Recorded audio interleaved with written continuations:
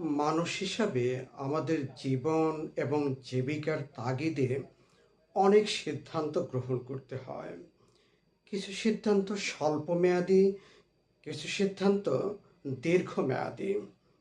এই সিদ্ধান্তগুলো গ্রহণের ক্ষেত্রে আমরা একটি জনপ্রিয় পদ্ধতি অবলম্বন করে থাকি।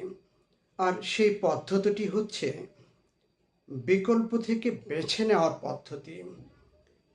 আমাদের এই সিদ্ধান্তগুলোর ক্ষেত্রে আমরা যদি আমাদের ব্যক্তিগত যোগ্যতা, আমাদের সৃজনশীলতা, আমাদের মেধা এগুলোকে বেশি প্রাধান্য দিতাম এবং বিকল্প থেকে বেছে নেওয়ার পদ্ধতিকে আমরা কম প্রাধান্য দিতাম, তাহলে আমাদের জীবনে অনেক বেশি আমরা উন্নত সাধন করতাম।